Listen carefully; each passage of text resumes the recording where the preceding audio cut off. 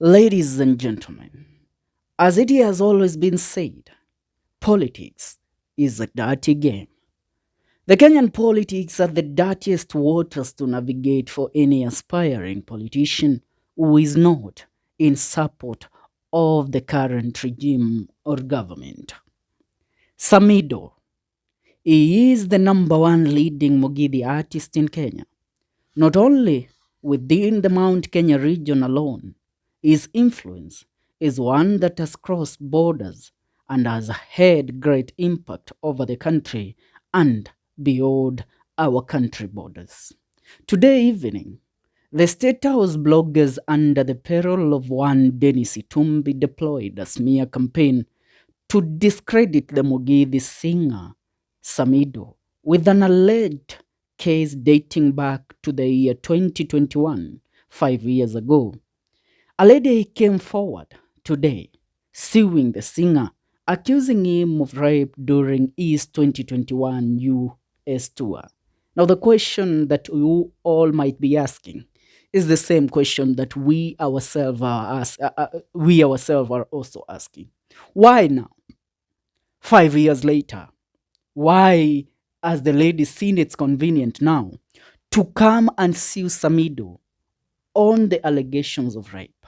Yet, she has had all this time over the years to sue Samido for the alleged case. But I should remind you, as many might ask, why should fingers be pointed to the current regime over the current misfortunes that as of today befallen the singer Samido? Allow me to take you back a few months ago. A scandal involving one comedian Mulamwa broke the internet, where the story about the fallout and the expose of intimate pictures between him and his girlfriend or baby mama, Ruth K, broke the internet and became the talk of the town. This story shifted the attention from the daily political discussions in the country to Mulamwa and his baby mama Ruth K's fallout. Many of you might have thought that this was just a mere scandal involving the two. What you didn't know is that this story went viral after the State House bloggers under the state's payroll spearheaded the story, shifting the attention from the political discussions in the country. This is the same strategy that is being deployed today to destroy the reputation of one Samido. Remember, a few weeks ago, the Inspector General of Police, Douglas Kanja, accepted the resignation letter of the singer Samido from the Kenyan Police Service, something that he had been trying to acquire for about a year. It was accepted, or his request for resignation was granted a few weeks ago. Another question that you might ask, why sue Samido 5 years later? Yet the lady had all the time to do this when the singer had not sworn his allegiance to any political function in the country. Now remember, recently, Samido had turned his Mugithi concert to anti-governmental one-term chants, which actually became the talk of the town. Everywhere Samido used to perform or has been performing, he has been spearheading the one-term chants.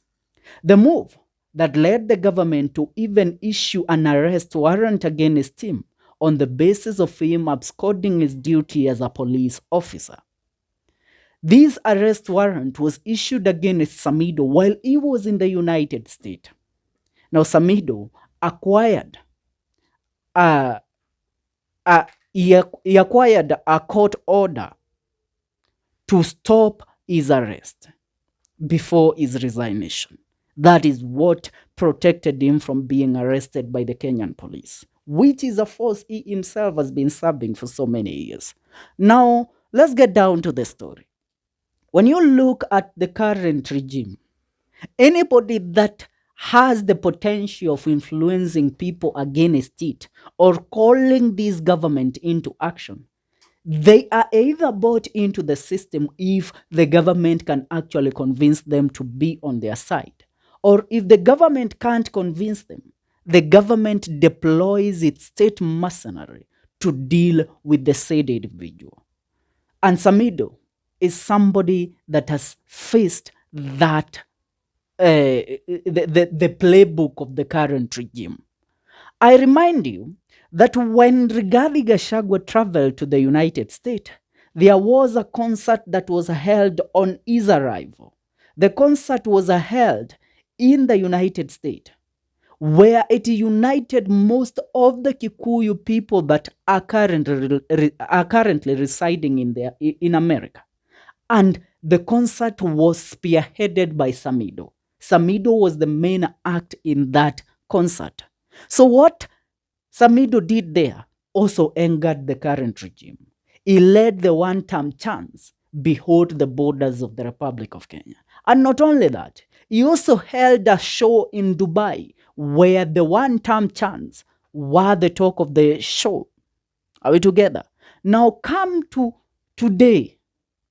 Somebody out of the blues comes out and claims that Samido took advantage of her back in the year 2021 and sues Samido, and she seeks protection from the current regime under the Inspector General of Police, the Cabinet Secretary of Interior Kipchumba Murkomen, and everybody within the police service. I ask myself this question. How influential was Samido back in the year 2021? Remember, in the year 2021, when this case is supposed to have happened, the person that was in power was none other than the former president Uhuru Muigai Kenyatta. So the question is, how influential was Samido then that this lady could not have filed that case back then? And looking at it, will this case stand its ground? Will it have an impact? You know, the government that we have today, they can manipulate evidence out of the blues to have somebody answer for crimes that they never committed. So Samido is a victim of circumstances. And the circumstances that are surrounding Samido is because of leading one-term chants here every now and then when he is performing his Mugithi music. Apart from that, people have also read what the government is trying to deploy here. I want to read one post by one Githaiga Wachai, a blogger in the Republic of Kenya. This is what he says. Ignore the crap they already know. They already know Samido, kwa wainga arudi. He is also the face of one term, kwa usanii. And this is not sitting well with them. Do I also say that Sami ameamua kuface uongozi mbaya head on? The son of the man is likely to give the Oljororok MP seat a try. They know his influence goes beyond Nyandarua and would want to silence him. Nevertheless, unless they kill us, one term remains the anthem of NM Kenya Mzalendo. I remind you that back in the year 2017, a young radio presenter came out then against the regime that was leading this country. His campaign were all rooted on the dynasty narrative. And that was none other than who? Mohammed Ali Jichopevu. And after Mohammed Ali came out, the then government under Uhuru Muigai Kenyatta also deployed the same tactics that you are seeing today, where Mohammed Ali faced sanctions from the state. He was curtailed from doing business, and a lot of things happened to him until the regime that he supported came into power under President William Ruto. Now, that is what is happening with Samido. Wherever Gachagua goes and Samido is there, Samido has been a loyal son to Rigathi Gachagua. And that is what has led them to fabricate a case against him right now. I would love to know your take on this matter.